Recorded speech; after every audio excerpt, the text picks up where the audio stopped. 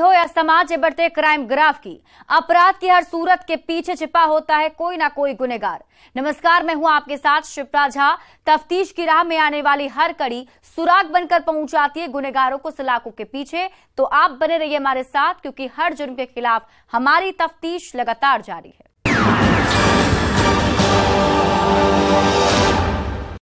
वो अपनी माशूका से बेहद प्यार करता था। पड़ोस में ही उसकी माशूका का घर था, तो हर वक्त दीदार भी करता रहता था।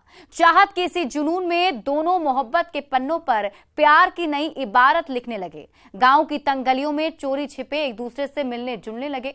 नजरें चुराकर बंद कमरे में हम बिस्तर भी होने लगे। 2 सालों तक यही सिलसिला चला और इसी बीच उसकी माशूका के परिजनों को दोनों के प्यार की भनक लग गई और वो प्यार के दुश्मन बन गए। मौके की तलाश में जुट गए। 1 मार्च को माशूका ने उसे मिलने के लिए बुलाया और वो हर बार की तरह बिना कुछ सोचे समझे चला गया। दोनों जैसे ही बंद कमरे में पहुंचे और एक दूसरे की आगोश में समाये, वैसे ही प्यार के दुश्मनों ने दरवाजे पर दस्तक दे दी और दीवाने का खेल खत्म कर दिया। उसकी प्रेमिका के सामने ही, जिसकी 6 दिनों बाद बोरे में बंद लाश मिली थी, जिसकी गुत्थी को सुलझाने में पुलिस को 60 दिन लग गए, लेकिन जब खुलासा हुआ तो पूरे इलाके में सनसनी फैल गई और मौत वाली मिलन चर्चा का विषय बन गई। देखिए इस रिपोर्ट में मोहब्बत में अंतिम मिलने की खौफनाक कहानी, जिसकी पटकथा प्यार के दुश्मनों ने लिखी थी। मोहब्बत के दुश्मनों की साजिश बेनकाब। 60 दिन बाद खुला सोनू हत्याकांड का राज। दीवाना सोनू भी इश्क में हुआ कुर्बान। प्रेमिका ने प्रेमी को मिलने के लिए बुलाया और पापा भैया ने घूंट दिया दीवाने का गला।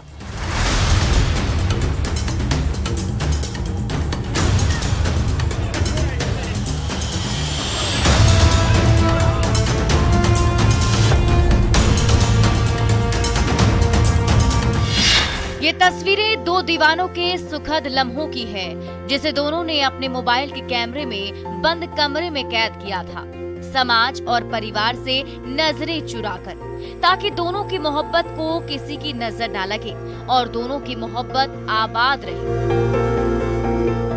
लेकिन एक दिन बंद कमरे का राज खुल गया और दोनों की मोहब्बत बदनाम हो गई, जिसके बाद से माशूका के परिजन प्यार के दुश्मन बन गए और मौका मिलते ही बंद कमरे में दीवाने का गला घोंट दिया, वो भी उसकी माशूका की आंखों के सामने, जिसके साथ वो जीने मरने की कस्में खाता था, जिस पर बेपनाह प्यार लुटाता था और वो परिवार से चोरी छिपे दिलो जान लुटाती थी, लेकिन वो परिवार के सामने बेबस और लाचार दिखी और वो भी खुद उस साजिश में शामिल हो गई। उसके प्यार के दुश्मनों ने उसकी आंखों के सामने उसकी मोहब्बत का गला घोंट दिया, जिसके सीने से चिपक कर फोटो खिंचवाती थी, जीने मरने की कस्में खाती थी, बंद कमरे में प्यार लुटाती थी।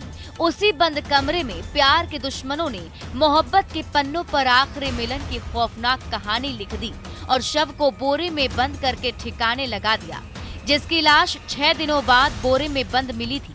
उसी हत्याकांड का बेतिया पुलिस ने 60 दिनों बाद खुलासा किया है। इश्क में कुर्बान आशिक की गर्लफ्रेंड प्रियांशु और उसकी मां बबीता देवी को गिरफ्तार कर जेल की सलाखों में पहुंचा दिया है, जबकि बाकी के आरोपी घर छोड़कर फरार हैं।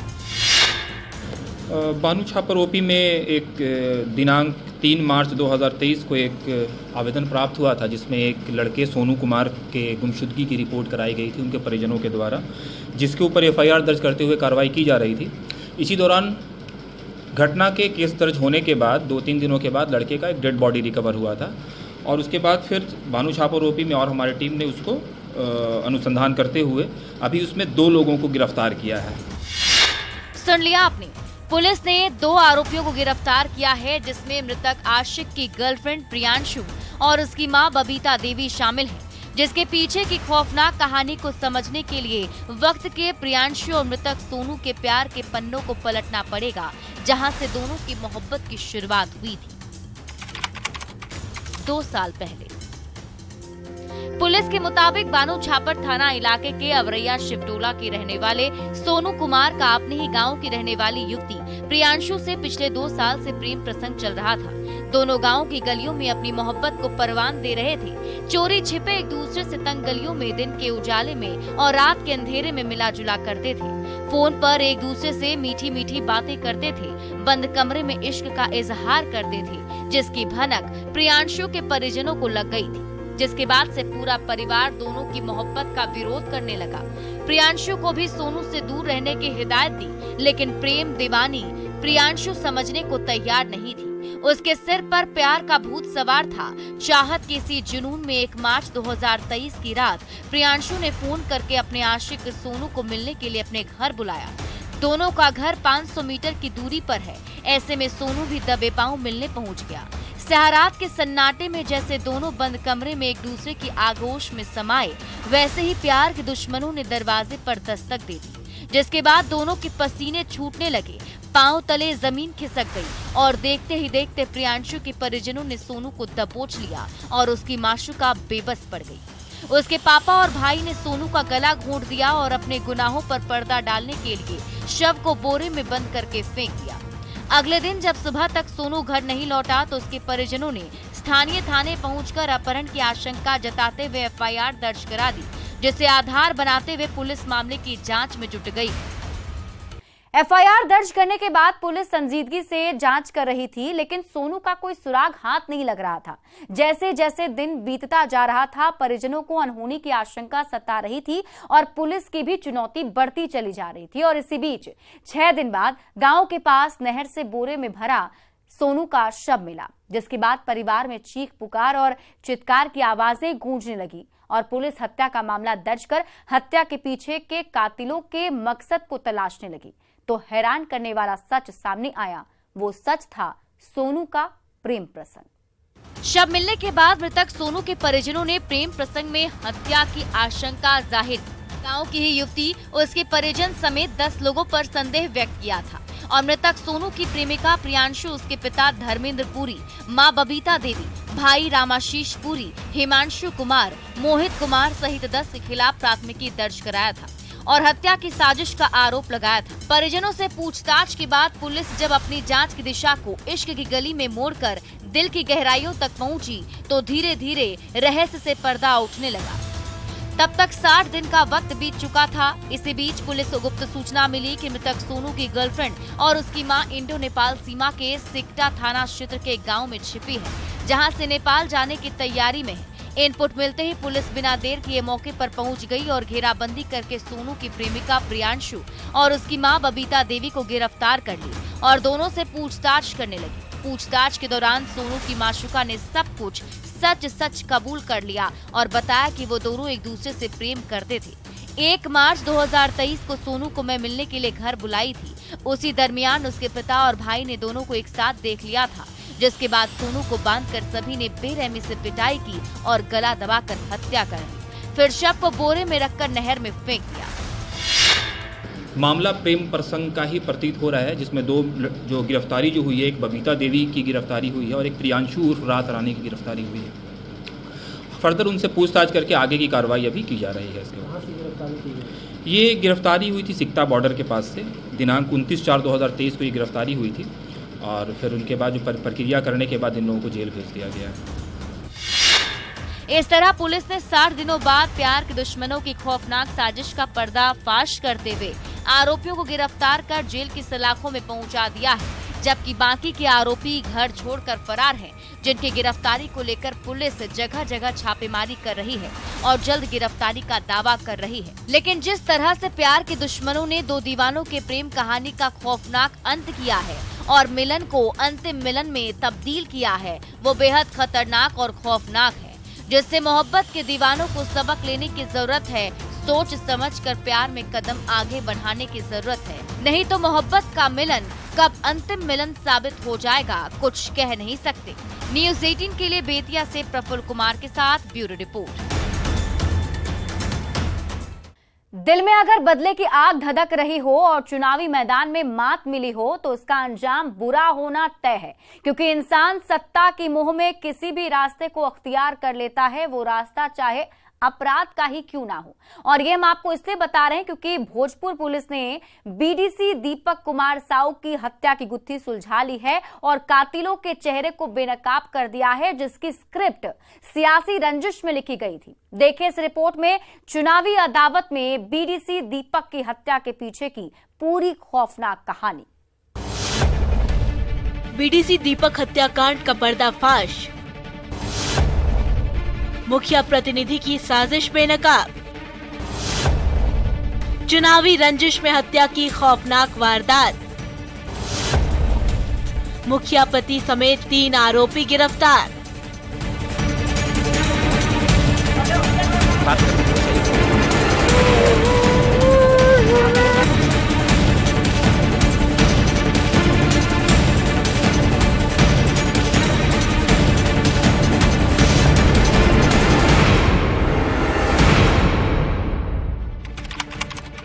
तारीख 28 अप्रैल 2023। यही वो तारीख है जिस दिन तस्वीरों में दिख रहे भोजपुर जिले के बेलाउर पूर्वी के पंचायत समिति सदस्य दीपक कुमार साहू की बेखौफ अपराधियों ने हत्या कर दी थी, जिसके बाद से इलाके में सनसनी फैल गई थी। परिवार में चीख पुकार और चित्कार की आवाजें गूंजने लगी थी, जिसके बाद मौके पर पहुंची उद्वंत नगर थाने की पुलिस परिजनों के फर्द बयान पर 6 से 7 लोगों पर नामजद एफआईआर दर्ज करके मामले की तफ्तीश में जुट गई। पुलिस ने जब जांच की आंच तेज की तो हत्या के पीछे की एक कड़ी परत दर परत खुलती गई और पुलिस हत्याकांड की गुत्थी को चैलेंज के तौर पर लेते हुए छानबीन करती रही।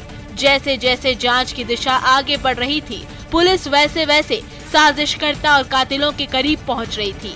जांच के दौरान चुनाव और दारू पार्टी का कनेक्शन सामने आया, जिसके बाद पुलिस ने अपनी जांच की दिशा को सियासी गली में मोड़ दिया और जब सियासी बिसात की गहराइयों में जाकर जब शह और मात के खेल को समझने की कोशिश की तो साजिशकर्ता का चेहरा बेनकाब हो गया और पुलिस ने महज कुछ ही घंटों में बीडीसी दीपक कुमार साहू हत्याकांड का खुलासा कर दिया और 3 आरोपी को गिरफ्तार कर हाथों में हथकड़ी पहना दिया।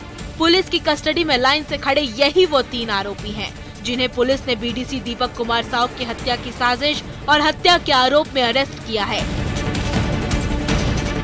जिन आरोपियों को पुलिस ने गिरफ्तार किया है उसमें उद्वंत नगर थाना क्षेत्र के बेलाउर गांव निवासी रूपन ठाकुर, रंजय शाह और उपेंद्र चौधरी शामिल हैं, जिनके पास से 6 खोखा, 3 प्लेट और कुछ शराब की बोतलें बरामद हुई हैं। छापामारी करते हुए जो 6-7 अभियुक्त मुख्य हैं जो इसमें नामजद हैं, उसमें से 3 मुख्य अभियुक्तों,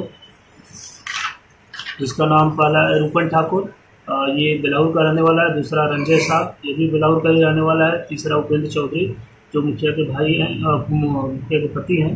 इनको तीनों की गिरफ्तारी सुनिश्चित कर दी गई है। इन सभी की गिरफ्तारी के बाद जब पुलिस ने हत्या के पीछे की पटकथा को टटोलने की कोशिश की और गिरफ्तार आरोपियों से पूछताछ शुरू की तो पता चला कि सियासी रंजिश की साजिश में लिप्टी कत्ल की खौफनाक कहानी की स्क्रिप्ट इलाके के कुख्यात अपराधी और मुखिया प्रतिनिधि बूटन चौधरी ने लिखी थी, जिसके पीछे की कहानी और रंजिश को समझने के लिए सियासी पन्नों को पलटना पड़ेगा, जहां से दुश्मनी की नींव पड़ी थी।